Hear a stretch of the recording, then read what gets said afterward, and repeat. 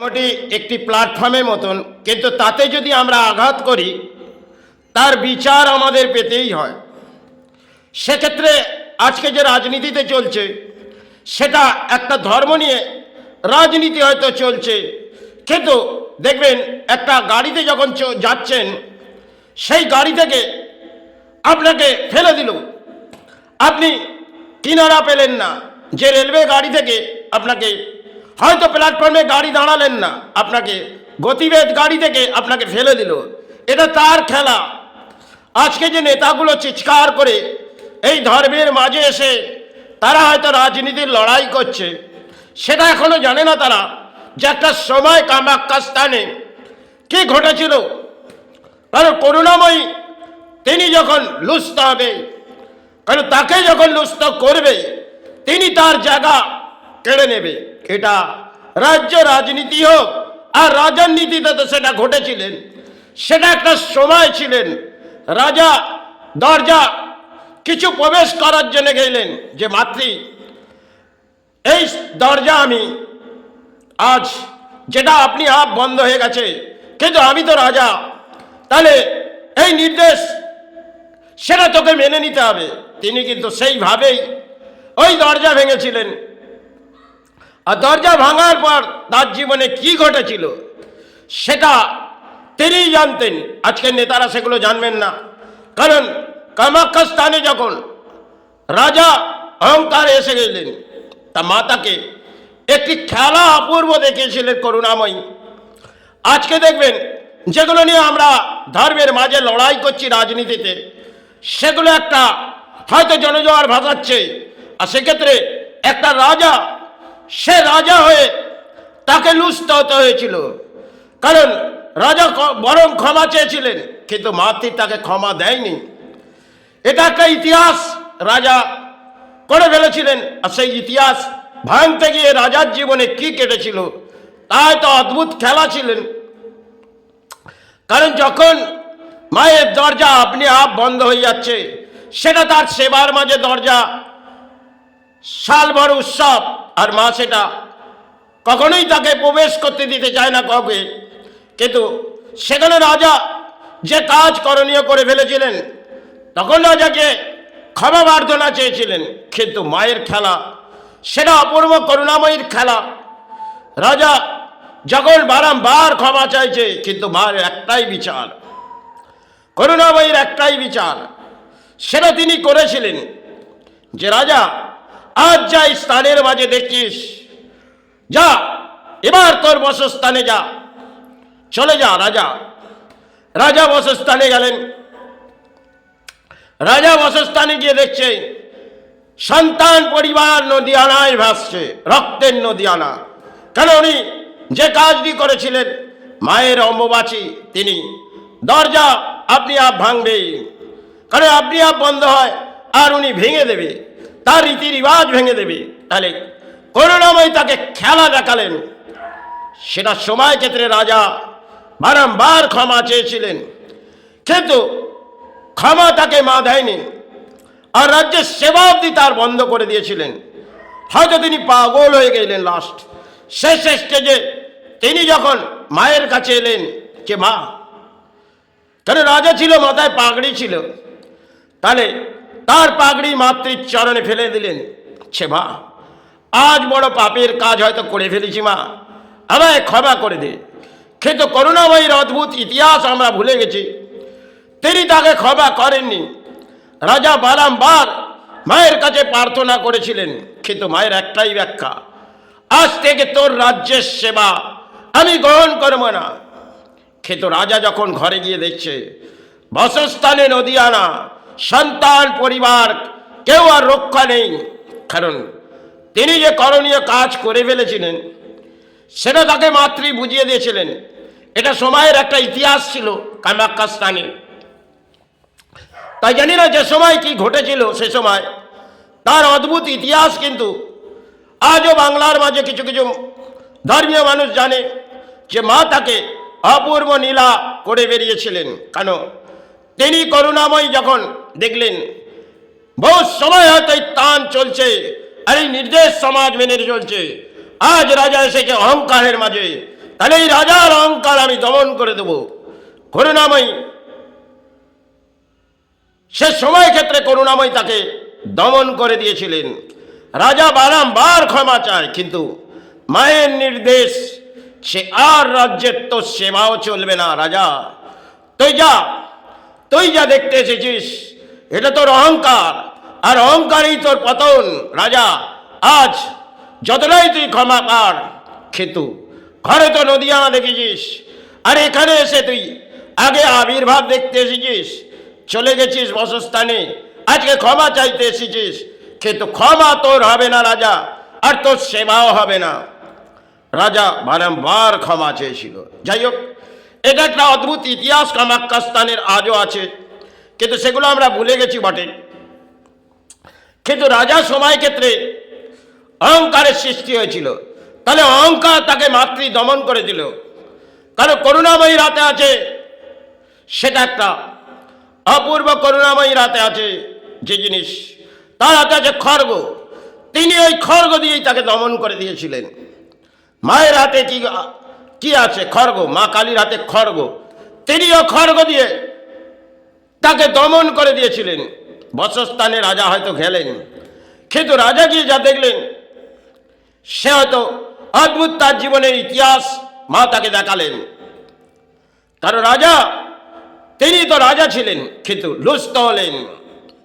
আজকে ধর্ম রাজনীতিতে একটা যুক্ত হয়ে নেতারা যেভাবে পথ হাঁটছে, সেটা একটা জঘন্য। কারণ এই ধরনের নেতারা আজকে বাংলার মাঝে ধর্ম নিয়ে তারা ভারতবর্ষের মাঝে হাঁটছে। বাংলায় বহু রাজনীতি নেতারা তারা উৎমাত হয়ে ধর্ম করে চিৎকার করে বেড়াচ্ছে, কারণ ধর্ম তারাই তলানিতে পাঠাচ্ছে। সে যে ধরনেরই নেতা হোক, তারাই সনাতন ধর্মকে তলানিতে পাঠাচ্ছে, তারাই। আর জনগণ ভাবছে আমাদের কিছু স্থান করে দিচ্ছে, আর আমাদের পুজোর কিছু অর্থ দিচ্ছে। হারি আদিশক্তি মা মায়া যখন দমন করবে, তার কিনারা হয়তো কিছুই থাকবে না। তিনি যখন লুষ্ট হবে, তার সর্বশান্ত কেন, তার নাম নিশান সব মিটিয়ে দেবে। এটা তার প্রকৃতির একটা খেলা থাকে। আপনাকে খেলতে দিয়েছে, কতটা আপনি খেলছেন খেলুন, তার মাঠের মাঝ থেকে কিরম ছুঁড়ে ফেলে দেবে আপনি বুঝে উঠতে পারবেন না।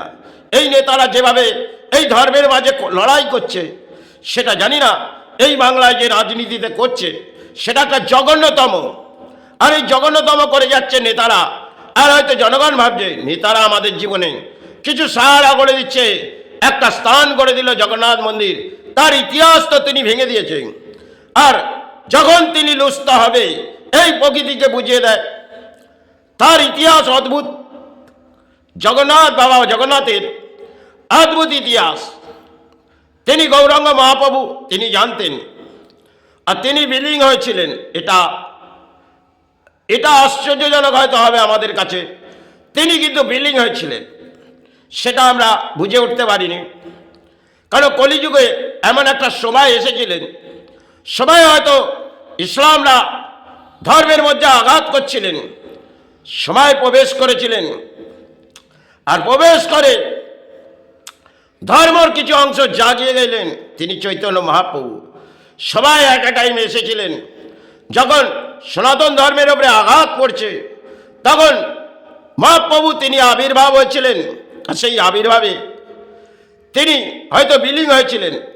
তাকে কখনোই কেউ মারতে পারে না, তার এত শক্তি কেউ সঞ্চয় করেনি। কেন তিনি মহাপ্রভু হিসেবে এসেছিলেন, পালন হিসেবে ধর্মের মাঝে এসেছিলেন, ধর্ম জাগাতে এসেছিলেন। কারণ যখন ধর্ম তলানিতে যাচ্ছিলেন, তখন তিনি একটা টাইমে এসেছিলেন। তিনি এসে আমাদের ধর্মকে কিছু বুঝিয়ে দিয়ে গেছিলেন। আজ হয়তো সেটা আমরা ভুলে গেছি, আর কামাখ্যা স্থানের ইতিহাসও আমরা ভুলে গেছি। কিন্তু যে ইতিহাসটা ধর্মের মাঝে আছে, সেটাকে নিয়ে আমরা একটা রাজনীতির মাঝে খেলছি। কারণ কিছু গায়ত্রী মন্ত্র পাঠ নেতাকে দিয়ে করে দেবো, আর কিছু দান দিয়ে দেবো, আর তাদের মাতৃর সেবা হয়ে যাবে, তাদের রাজ্যের জনগণ গ্রহণ করবে। বাহ, তাদের রাজ্যের মাঝে এই যে সেবাগুলো চলছে, সেটা একটা দান ভিত্তি।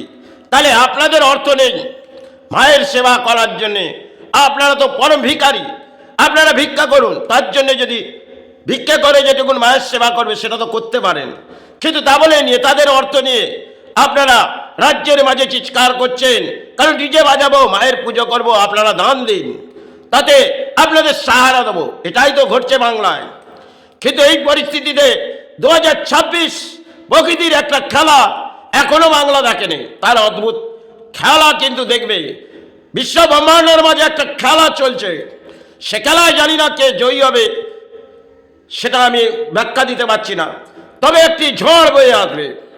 এখন যে ঝড়টি বয়ে আসছে বিদেশের মাঝে, আর সেটা আমার দেশের মাঝেও আসতে পারে। রাজ্য রাজনীতিতে নেতারা চিৎকার করে বেড়াচ্ছে, আরে ধর্মের আশ্রয় নিন। ধর্মের আশ্রয় না নিলে সমাজে যে পরিস্থিতি, তাতে প্রকৃতি লুপ্ত হবে। আর প্রকৃতি করোনাকাল সেটা লুপ্ত হয়ে দেখিয়েছিলেন, মুখে পট্টি বেঁধে দিয়েছিলেন। তাতেও এই ধর্মের নেতা, এই নেতাগুলো পথে বেরিয়ে চিৎকার করেছিলেন খেলা হবে। আরে কিসের খেলা? যখন প্রকৃতি একটা খেলা খেলছে, তখন অত্যন্ত ভয়ঙ্কর বিশ্ব ব্রহ্মাণ্ডর মাঝে, আর সেটা নিয়ে নেতারা চিৎকার করে বেড়াচ্ছে খেলা হবে। আবার এই সমস্ত কাজগুলো আমাদের নেতারা করে যাচ্ছে। একটি গীতা, সেটা আমাদের সনাতন ধর্মে, সেটা আজ তো বসস্থানে পড়া হয় না, তাই চলে যায় ব্রিগেড ময়দানে, এইভাবে জনজোয়ার ভাসিয়ে হয়তো ব্রিগেড ময়দানে গেলেন বটে। সেটা একটা আমাদের ধর্মের খেলাগুলো এইভাবেই রাজনীতিতে যুক্ত হয়েছে। খেতে এটা মনে করি না যারা এই কাজগুলো করছে, আরে ধর্মের আশ্রয় নিন।